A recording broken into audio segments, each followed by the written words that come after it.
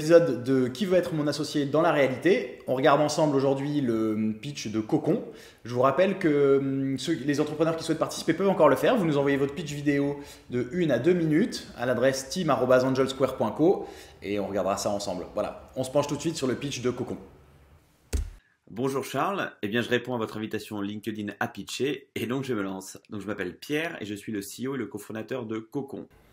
Salut Pierre, enchanté aussi. Je vois que ton pitch a fait 4 minutes 38, c'est trop long. Je rappelle à tout le monde au passage que les règles c'est 1 à 2 minutes. Alors exceptionnellement, parce que vu que c'est le début de notre série et que ce monsieur a l'air sérieux, on va commenter. Mais les prochains on s'y tient, s'il vous plaît. Merci. La toolbox pour booster vos conversions sur Shopify. Une toolbox pour booster ses conversions sur Shopify. Ok, je crois que j'ai compris. Qu'on adresse, c'est le problème du taux de conversion en ligne des sites e-commerce, avec aussi un problème sous-jacent, les lacunes marketing que peuvent avoir beaucoup de gérants ou de gérantes de sites en ligne. Donc aujourd'hui, comme on est spécialisé Shopify… Ok, donc là, je m'imagine un logiciel peut-être en SaaS avec un abonnement donc pour les clients les clients vont être les e-commerçants et le logiciel va les aider à communiquer, peut-être se rendre visibles, augmenter leur trafic, on va voir. Spécialisé Shopify, on a développé une application Shopify qui répond à tous leurs standards techniques et qui comprend 3 fonctionnalités. Collecte d'emails, donc récupérer les emails des internautes sur le site de nos clients pour faire grossir leur base email, qui est une ressource indispensable pour leur future campagne marketing et commerciale. 2, mise en place de vraies séquences de relance de commandes abandonnées. Et 3, l'historique de navigation, qui est un widget qui permet à nos clients d'afficher aux internautes qui reviennent sur leur site le top 5 des produits qu'ils ont consultés. Donc on raccourcit le temps de parcours et on personnalise la navigation.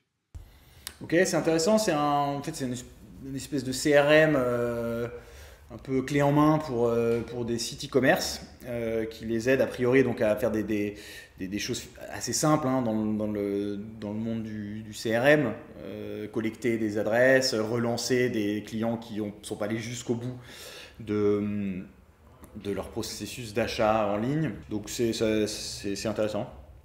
Et aujourd'hui, Cocon, installation plus paramétrage, c'est moins de 15 minutes. Donc, le marché qu'on adresse… Alors ça, j'imagine que ça pour le coup, c'est un bon argument qui sort tout de suite. C'est assez percutant, le fait que ce soit hyper simple à utiliser. Puisqu'évidemment, la question qu'on se pose tout de suite, c'est ok, est-ce que sa solution pourra être utilisée par des petits sites e-commerce qui sont une multitude sur Internet et qui seront peut-être le gros de sa clientèle, notamment au début de sa boîte. Donc pour ces petits e-commerçants, la facilité d'utilisation va être, je pense, vraiment un argument de vente majeur, quoi. Le marché qu'on adresse aujourd'hui, ce sont tous les stores qui sont sur Shopify. Donc en France, c'est 60 à 70 000. Dans le monde, un peu plus de 2 millions. Il faut savoir que c'est un chiffre qui a doublé en 2019. Et ça, c'est une sacrée performance de Shopify. D'avoir doublé son nombre de clients français en une année, c'est beau.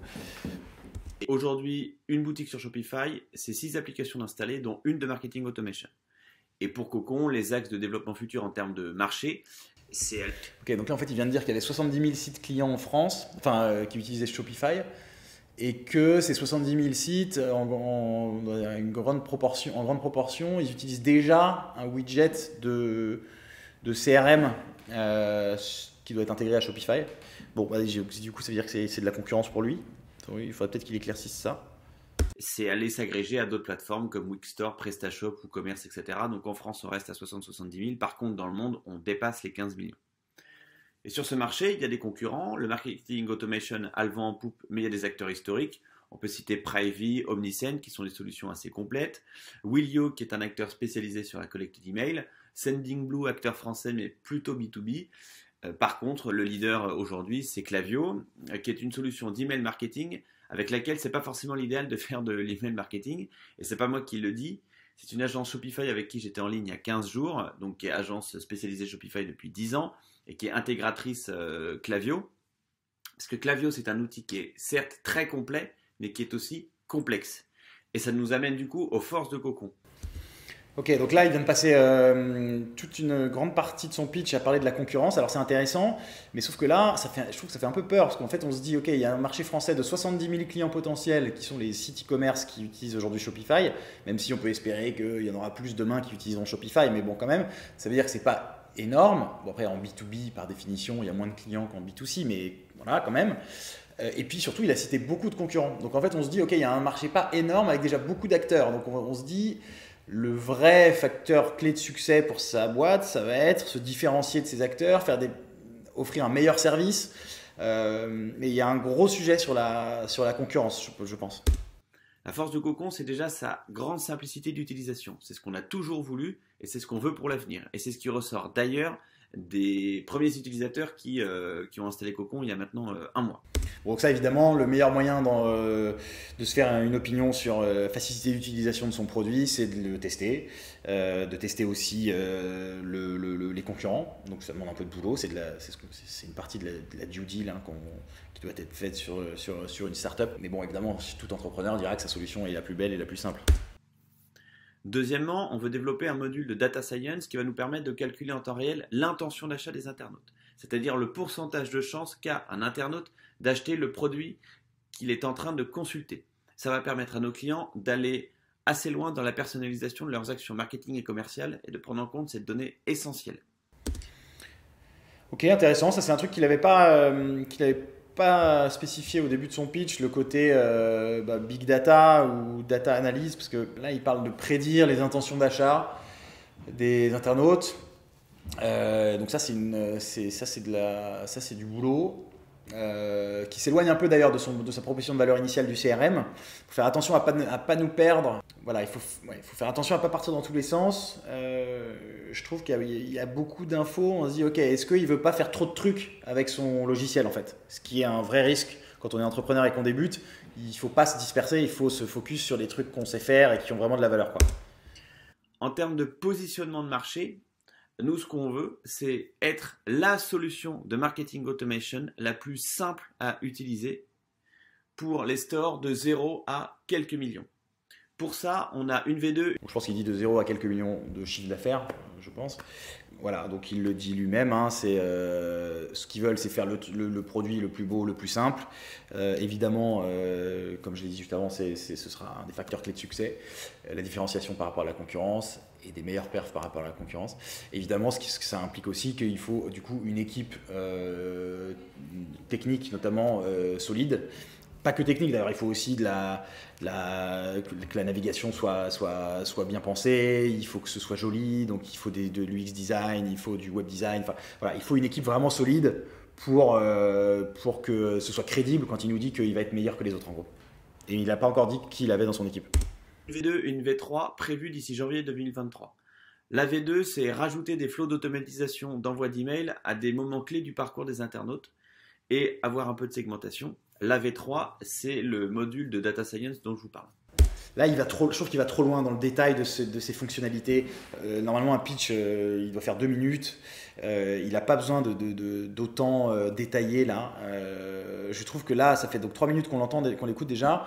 On en sait plus sur ce qu'il aimerait faire dans l'idéal ou ce qu'il prévoit de faire que sur ce qu'il a déjà fait aujourd'hui. Et moi, j'aime bien savoir ce qu'a fait à l'instant T, ce qu'a réussi à faire un entrepreneur avec ses petits moyens du début. Je trouve qu'il s'égare trop sur des conjectures sur ce qu'il voudrait faire un jour, etc. Je préfère les pitchs plus concrets voilà. Et quand on aura cette solution déjà à la V2 d'email marketing complète avec les newsletters, on va couvrir 100% des besoins de 50 à 70% des stores Shopify.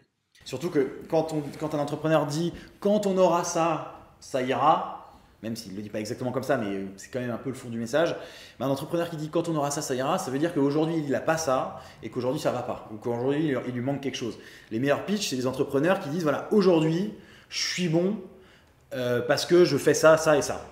Et demain, si je lève du pognon, je pourrais accélérer ça et faire un peu mieux ça. » Lui, il n'a pas trop pris cette direction-là pour son pitch et c'est dommage parce que du coup, ça perd un peu en clarté, etc. Alors que le mec est bon, il pitch plutôt bien, il s'exprime bien.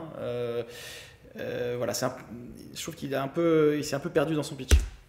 Et quand certains gros sites atteindront une taille critique et voudront aller encore plus loin, dans ces cas-là, ils pourront passer sur des outils comme Klaviyo qui sont très complets, mais donc complexes comme on le disait tout à l'heure. un peu bizarre. Là, il vient de dire qu'en gros, ses clients, une fois qu'ils seront gros, une fois que ses clients auront grandi, bah, ils iront chez le concurrent, chez Klaviyo. Ça, j'avoue que j'ai pas trop compris. Donc là, je vous ai parlé du produit, la roadmap, vous la connaissez, je vous ai parlé de notre vision. Maintenant, en termes d'équipe, aujourd'hui, on est 3, 2 associés plus un externe. Donc les associés, donc il y a moi, le CEO. Moi, j'ai fait 5 ans chez Xerox, business developer, puis j'ai terminé key account manager. Donc je vais m'occuper de toute l'acquisition client, toute la stratégie et tout le customer success. Les postes le business develop, en gros être commercial dans un grand groupe, je trouve que c'est une super bonne école pour créer des boîtes. Il vaut mieux qu'un entrepreneur soit commercial, vendeur dans l'âme, que je sais pas, stratège ou technicien. Enfin, voilà, moi ça, en tout cas, ça me plaît. Au début, un entrepreneur qui se lance, il va être souvent seul face à ses tripes et face à à ce qu'il a en lui, quoi. Et en ça, je pense que les compétences de sales, d'aller démarcher des gens, aller gratter des clients, aller relancer des gens et tout, c'est un boulot que certains trouvent ingrat, mais c'est essentiel pour faire un bon entrepreneur, je pense. Donc ça, je trouve ça plutôt pas mal comme background. Patrick, le directeur général, qui a 63 ans, lui a fait toute sa carrière dans les grands groupes. Donc il a notamment été DG France de la branche médicale de Toshiba. Et il a depuis 10 ans une agence de com. Lui, il va s'occuper de toute sécuriser la croissance de Cocon et finance, stratégie aussi administrative. Ouais, bon, il a dit qu'il y avait 2 associés. Pour l'instant, il n'y en a aucun qui va se charger du développement du produit. Et son associé a 63 ans et il va faire en gros le DAF, enfin le directeur financier et pas que, mais voilà. Je trouve c'est un peu bizarre. Déjà, lui, il est plus jeune, son associé a 63 ans. Déjà direct, je me dis, oula, est-ce qu'il ne va pas y avoir un choc des cultures, des générations? C'est un truc qu'il ne faut pas négliger, ça. J'aimerais bien savoir d'ailleurs comment ils se répartissent le capital de la boîte, parce que souvent, quand il y a des écarts de génération comme ça, il y a aussi souvent des écarts en termes de capital détenu dans la boîte. Donc, il faut vérifier ça. Mais ouais, un peu relou quand même qu'il n'y ait pas de techos dans l'équipe de départ. Après, j'imagine que son 3e larron, ça va être un techos, sauf qu'il n'est pas au capital, il est ce qu'il appelle externe. Et on a Issam, qui est notre prestataire extérieur, qui a fait la V1 et qui va nous suivre sur la V2 et sur la V3. Voilà, donc ça en gros, c'est un moyen détourné de dire qu'il n'a pas de CTO et qu'il a une agence. Bon, avoir une agence en soi, c'est pas forcément dramatique, mais le truc c'est que lui, il est sur un business où, comme il l'a dit, vraiment, il va falloir se différencier de la concurrence qui est hyper déjà installée. Il va avoir des sujets de design du produit, de perfectionnement du produit et tout. Et s'il n'a pas des compétences en interne pour ça, ça va vraiment le gêner, quoi. Et puis même en termes de création de valeur pour des investisseurs qui eux ont intérêt à ce qu'un maximum de valeur reste dans l'entreprise, là en fait il s'avère que les compétences de création du produit, de maintenance du produit, d'amélioration du produit ne seront pas en interne. Donc, ça c'est un sujet qui revient assez souvent, évidemment. Les CTO, c'est dur à trouver quand on veut créer une boîte. Donc on voit beaucoup d'entrepreneurs qui sont dans ce cas-là, qui commencent avec une agence. On leur recommande souvent de se débrouiller pour associer un CTO au capital. C'est pas toujours facile. On le recommande pas toujours. Hein, c'est pas valable pour tous les business, mais pour des business tech, notamment des logiciels ou des SaaS, des choses comme ça, avoir un CTO, c'est quand même essentiel. Je vois mal comment tu peux faire un SaaS, ce qui est son cas, lui, sans CTO associé au capital et tout. Donc ça va être un gros sujet à régler. Voilà Charles, écoutez, j'espère que j'ai été assez concis, assez clair et assez complet. J'ai hâte en tout cas d'avoir votre retour à votre dispo. Alors assez concis, non, puisqu'on a dit qu'il fallait faire 2 minutes max. Assez complet, oui et non. J'aurais voulu en savoir plus sur aujourd'hui, ce que font ces clients en fait. Moi je préfère vraiment... dans un pitch, je préfère que moi ce qui m'intéresse le plus, c'est ce qu'a fait l'entrepreneur à l'instant T, quoi. C'est ça qui montre le mieux sa capacité à se débrouiller, à faire avec des bouts de ficelle, à réussir à trouver des clients et tout. Et ça, il n'a pas assez insisté dessus, je trouve. Donc il a fait un pitch trop long et en plus il s'est un peu paumé dans son pitch. Donc le pitch en tant que tel n'est pas extraordinaire. Le pitcher est pas mal. Il a l'air bien câblé et tout. Je pense que ça va passer de justesse, on va dire, le cut pour venir nous en dire un peu plus au bureau. Mais il faut bosser le pitch et il faut en dire plus sur ce qu'est l'outil aujourd'hui. Je trouve que c'est pas clair, mais le marché est intéressant. L'entrepreneur a l'air bon. S'il avait été moins à l'aise dans son pitch, je pense que j'aurais dit non direct, j'aurais fermé tout de suite parce que trop de doutes sur l'équipe qui n'est pas encore structurée, pas de CTO, etc. Mais en fait, là, j'ai envie d'en savoir plus sur son produit, puisque c'est un marché qui peut être exceptionnel, hein, le marché du CRM, des email marketing, etc. Il y a beaucoup d'acteurs, mais bon, il peut se passer encore des choses. Donc voilà, j'aimerais bien en savoir plus sur son produit, mais de justesse. Donc écoute, on prend contact, on discute. À plus. Pretty, pretty.